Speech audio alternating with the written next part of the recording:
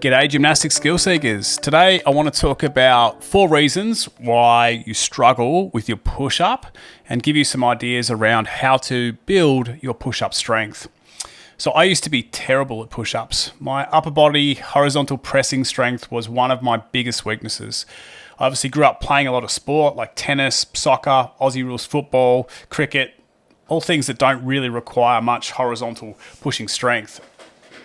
I also competed in triathlons for a while and endurance sports, so a lot of swimming, running and cycling. So my lower body strength and my upper body pulling strength have always been significantly stronger than my pressing strength. But that all started to change when I started training in the gym, and I realized just how badly I sucked at things like bench press, dips and overhead press. So at the time, they were the main movements I was focusing on, and that helped me start to build more upper body pressing strength.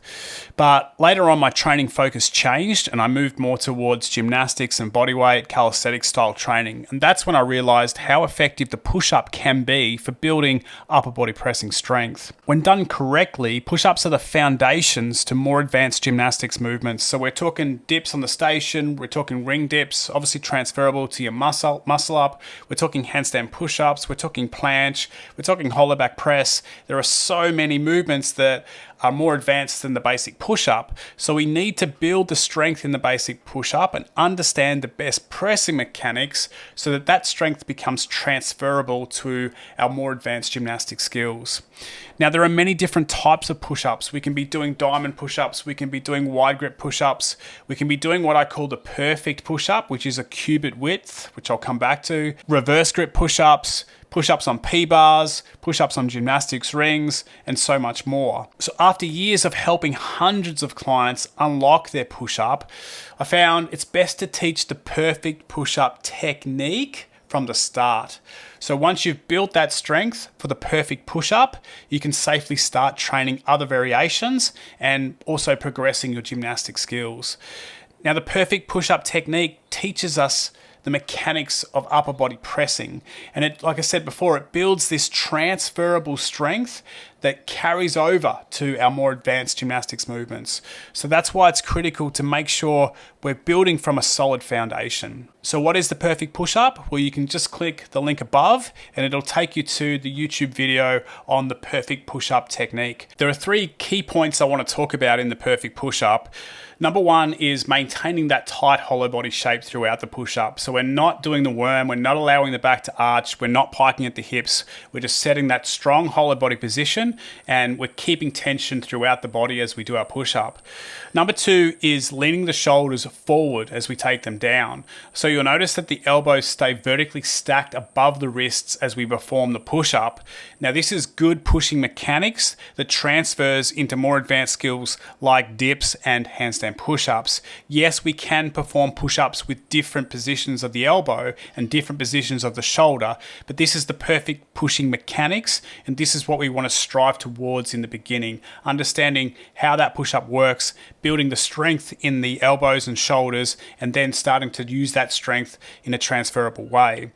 Number 3 is the range of motion in the push-up. It's being able to take the chest to the floor, okay? A lot of times we see people doing push-ups where they're just doing the top portion, they're not going deep enough, maybe they're only even going to 90 degrees of elbow flexion, but we want to be working all the way down to touch the chest to the floor in the bottom of our push-up. I'll just touch quickly on the cubit. So I mentioned the cubit width before. A cubit is the distance between the tip of your finger, your middle finger, to the tip of your elbow. So we're placing the index fingers on the floor in this cubit distance. A cubit from your fingertip to your elbow will be the middle point of your shoulders. So this is, again, just the pressing mechanics that we want to use for the perfect push-up. Now, just because this is the technique we want to teach, it doesn't mean we're starting with the perfect push-up exercise. A lot of people don't have the upper body pushing strength, the core strength, or the awareness of how to train this movement. So we have to regress it and find alternative ways to build these key elements of the push-up. So what are the 4 reasons why you struggle to do your push-up? Number 1 is poor technique awareness. Now the push-up might seem like a simple movement, and this may be why we don't really get taught how to do push-ups. We just jump down on the floor and we start doing push-ups with no real awareness of what key aspects we should be trying to work on here. So we don't push up with the heels of the feet pushed together. We don't contract the quads and lock the knees and keep the legs straight. We don't set a strong posterior pelvic tilt. We don't maintain a tight hollow body position. We forget to pull the rib cage down and sort of brace the midline. We don't protract and retract the shoulder blades correctly. We allow the elbows to flare out to the side. We don't have strong, stable shoulders. There are so many different key elements as part of the push-up that a lot of people are lacking, and we don't have that awareness, so we just continue to do push-ups with bad form, bad technique, or we start dropping to our knees, which I'm definitely not a fan of, to be able to perform our push-ups. I believe everybody can perform push-ups on their toes and get to the level of performing perfect push-ups. If you've got poor push-up technique, you're going to increase the chance of injury and you're going to fail to effectively build the strength required for more advanced gymnastic skills. Building an awareness of the correct technique is essential, but even then, you might still lack the strength to maintain the right technique. Signs that you're lacking strength include elbows flaring out to the side, a lack of strength and shoulder stability, not maintaining a tight hollow body shape, lack of core strength, performing push-ups on our knees, a lack of core strength and a lack of upper body pushing strength, not touching our chest to the floor, generally a lack of strength, and favoring one arm. So we start to twist or turn when we start to do the push-up, which can be a lack of strength and a lack of shoulder stability. If any of these describe your current push-up technique, then you're going to want to listen in to the next 3 points, because I'm going to go into more detail about how to build the strength to overcome these limitations. Okay, our first one is a lack of upper body pushing strength. A lot of gymnastic skill seekers struggle to push up just because they're not strong enough. Now, performing perfect push-ups on the floor is equivalent to bench pressing roughly 60% of your body weight. So if you weigh 75 kilos, that's the equivalent of a 45 kilogram bench press. Okay, if you can't bench press 60% of your body weight, then you've got some work to do on the bench press. If you can bench press 60% of your body weight, then you've got the upper body pushing strength to perform perfect push-ups. But that doesn't mean you've got the awareness or the core strength to perform perfect push-ups. When you're lying on the bench and you're arching your back, you're not really using your core muscles in the bench press. You are building, strength in the pecs and the shoulders and the triceps, but this shape on the bench press isn't going to carry over to the shape that you're going to need to be able to do your perfect push-ups. That doesn't mean the bench press is an ineffective tool for building the upper body pushing strength. I often use dumbbell bench press and barbell bench press with my online clients who are working towards getting their first push-up. But it's not the only tool we can use. We can also use incline push-ups. By using an incline, we can start to build the upper body pushing strength and the core strength required for push-ups. The lower the incline, the harder the push-up is going to be for both pressing and core strength. So we start at an incline where the client can maintain the nice hollow body shape and push up with good form. We want to be taking the shoulders forward and down and bringing the elevated surface towards the bottom rib so that we're teaching the correct technique that's going to help them progress with their push-ups and more advanced gymnastics movements. Both of these exercises, the bench press and the incline push-up, will target the chest, shoulders, and arms. But we also need to work on building core strength and shoulder stability if we're going to successfully be able to do perfect push-ups on the floor. Okay, so number 3 is a lack of core strength and awareness. It's time to stop doing the worm. If you lack the core strength and awareness in your push-up, they're going to be ugly, okay? Dropping down to the knees is not a very good solution because it won't help us build the core strength for doing our push-ups, okay? It's also going to change the mechanics of the push-up, and it's not going to help you build the upper body pressing strength either. Being able to maintain a tight hollow body shape in your push-ups is essential to your push-up progress. So how do we train core strength that is needed for push-ups?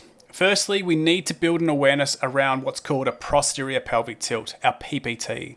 A common problem in push-ups is a lack of posterior pelvic tilt. A lot of gymnastic skill seekers have never heard of PPT and hence they have no awareness of it.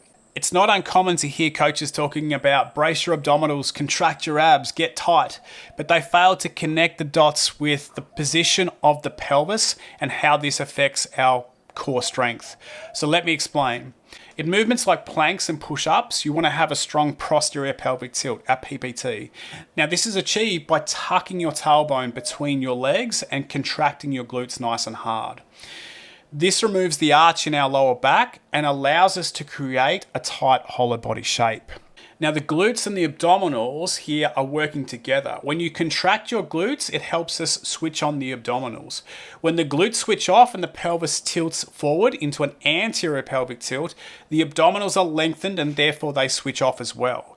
We want to be able to contract the abdominals and contract the glutes. So if we set the pelvis in a posterior pelvic tilt, it allows us to create more force through the abdominals, and it allows us to use the glutes and the abdominals as agonist-antagonist muscles that support each other here in this movement. It creates midline tension or core stability. In the beginning, something like the yoga cat-cow is a good place to start, as we can get the client to focus in on the tilting of the pelvis.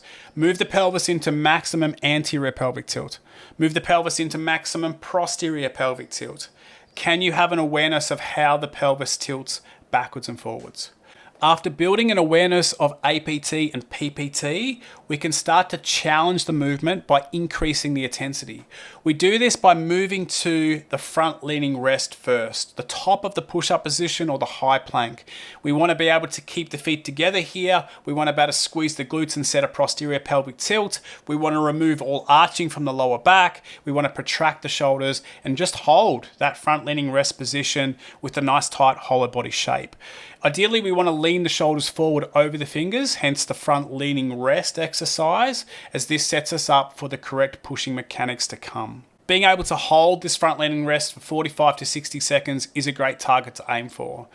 We can then challenge the posterior pelvic tilt further by going to a forearm plank. We're decreasing the angle, so therefore we're making the movement harder. We're increasing the intensity. Can you set a posterior pelvic tilt, push the feet together, maintain the hollow body shape, and hang out in this plank position? Again, 45 to 60 seconds. This is going to correlate to the bottom of the push-up position, or pretty close to the bottom of the push-up position, which is where we often see people losing their core strength or their midline shape, and they start to worm out of the push-up. So it's a key component of building the core strength required for push-ups. So both the front leaning rest and the forearm plank are going to help us build the core strength that will carry over, that's transferable to our perfect push-up technique. So one of the key components that's often overlooked in the front leaning rest and the forearm plank is the ability to use these exercises to strengthen the shoulders. So once you can hold these shapes, we can start to train scapular push-ups, or we can start to train forearm plank scapular push-ups. So we build more strength in the shoulders, transferable strength that's going to help us in the push-up as well. Number 4 is a lack of shoulder stability. Strong and stable shoulders are essential to gymnastic strength training. Would you really try to shoot a cannon from a canoe? If so, the canoe is probably going to capsize and the cannonball's not going to go very far. Why? Well, a canoe sitting in water doesn't have a very good base of support. So you can't produce maximum force when you're on an unstable surface. So if the shoulders do not have strength and stability, you can't produce the force needed to do push-ups. So we've got to work on making those shoulders strong and stable. The shoulder is a ball and socket joint. It's the most mobile joint in the human body. It's great to have flexible shoulders, but at the same time, we need to be able to be strong in these ranges of motion. And hence we need to train not only the primary movers of the shoulders, the big muscles around the shoulders, but we also need to train the smaller muscles, the stabilization muscles, the muscles deep down in the shoulder. Predominantly what we're after here is the rotator cuffs and the trapezius muscle. predominantly mid trapezius and the lower trapezius need the most work. Now, high volumes of bench press and push-ups can lead to an imbalance in the muscles of the shoulder, and we can start to experience shoulder pain or even shoulder injury. So structural balance across the shoulder is important.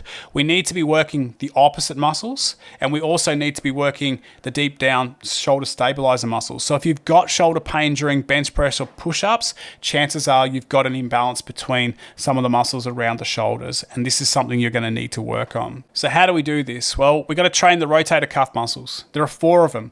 There's the supraspinatus, infraspinatus, teres minor, and subscapularis. Together they work to stabilize the shoulder joint and allow the primary mover muscles, such as the pecs and the triceps, to create high levels of force. If the rotator cuffs are weak, our ability to produce force is limited. That goes for all upper body pushing and pulling movements, not just the push-up and the bench press. Isolating shoulder external rotator work is therefore essential for shoulder health and shoulder development. This is where movements like the side-lying shoulder external rotator, the knee-up shoulder external rotator, the half-kneeling arm abducted in front shoulder external rotation, can be a real game changer. So depending on the position of the elbow, okay, where we place that elbow, which one of those muscles we target more in the shoulder external rotator cuff. So we can't just be doing one variation of shoulder external rotation. We need to be doing a lot of different variety. You can check out the Sustainable Training YouTube channel and do a search for shoulder external rotation exercises, and there's a whole list of different exercises that we can use there to target the shoulder external rotators. Now, world-renowned strength and conditioning coach Charles Poliquin was a big fan of structural balance. He'd argue that you should be able to do the knee-up shoulder external rotator cuff exercise with 9.8% of your maximum 1RM bench press, okay? So if you could bench press 100 kilos, then 9.8% is 9.8 kilos, so let's round it up, 10 kilos. He would say that you should be able to do 8 repetitions on both arms at a 4010 tempo on the knee up shoulder external rotator exercise. So you can do some calculations and sort of figure out what you need to accomplish there. How does that correlate back to our push up? So if we go back to our example of a 75 kilogram person who wants to be able to perform push ups, we said they needed to be able to do 60% of their body weight in the bench press, which was 45 kilos, which means they also need to be able to perform 8 reps of the knee up shoulder external rotator exercise with 9.8% of 45 kilos, okay, which is 4.48 kilograms. So let's round that up to 5 kg, 5 kilograms in each arm at a 4010 tempo on the knee up shoulder external rotator exercise. Now we also want to train the mid and lower trapezius muscles. The mid trapezius is the area between the shoulder blades, and that helps to retract the shoulder blades and extend the arms behind our back. So it's pretty essential for push-ups. When we think about the bottom of the push-up, shoulder retraction, elbows behind our back. We also want to strengthen the mid trapezius to counterbalance the work that we're doing with all of the anterior muscles in the pressing exercise. So again, this comes back to structural balance. We can train the mid trapezius with movements like band pull aparts, scapular rows, reverse flies, and power raises, not to mention all rowing variations if you do them correctly, which is thinking about the position of the shoulder when you're doing all of your rows. Shoulder depressed and retracted is what we're after. During movements like push-ups, the shoulder blades must stay depressed for stability. If the shoulders are shrugging up during the push-up, then you're increasing the chance of shoulder pain and injury, and again, you're not producing as much force as you potentially could with the shoulders depressed. We also want to target the lower trapezius fibers. Now, this is often called the trap 3, and these are the muscles that virtually run down the bottom of the trapezius muscle, which runs down the spine. Now, we can target these muscles by doing, let's say, a prone ankles cross trap 3 raise, a head supported single arm trap 3 raise, or even an incline bench bilateral trap 3 raise. Again, there's a whole number of different exercises that we can use to hit the trap 3. So again, you can jump on the Sustainable Training Method YouTube channel and search for trap 3 exercises. Now, it's important that the arm is kept at a 45-degree angle away from the midline when we do our trap 3, because the fibers of the lower trapezius muscle run at that angle. So we get best line of force when we can keep that arm at that 45-degree angle. Now, the same applies. Charles would say for structural balance, you need to lift 9.8% on the single arm head supported trap 3 raise for 8 repetitions. So that same 75 kilo person who was lifting 60%, 45 kilos for their bench press is going to need to lift 5 kilograms for 8 reps on the head supported single arm trap 3 raise at that 4010 tempo. So in summary, building push-up strength that is transferable to more advanced gymnastics movements isn't easy. A lot of gymnastics skill seekers struggle to perform push-ups because they lack the correct technique, they lack the upper body pushing strength, they lack the core strength, or they lack the shoulder stability. Performing poor quality push-ups is not going to increase the strength effectively and transfer to more advanced gymnastic skills. It's important to follow a program that helps you overcome these roadblocks so you can unlock the perfect push-up and start training more advanced gymnastic skills. If you don't take the time to build strong foundations, you're always going to struggle with the push-up. So this is why the Sustainable Training Method has built the Building Bodyweight Strength program. In level 1, we help you overcome a lot of these roadblocks with a structured program that covers all of these key components you need to succeed. I've helped hundreds of gymnastics skill seekers unlock their push-up with these exact same programs. So if you're struggling with your push-up, this is something that could help you. I've put all of these exercises and more in the Building Bodyweight Strength Level 1 program. When you're ready to unlock your push-up and start working towards your first chin-up, check out Building Bodyweight Strength Level 1. If you've got any questions or comments, please feel free to leave them below. I hope you found this post interesting. Thanks for watching and happy push-up training.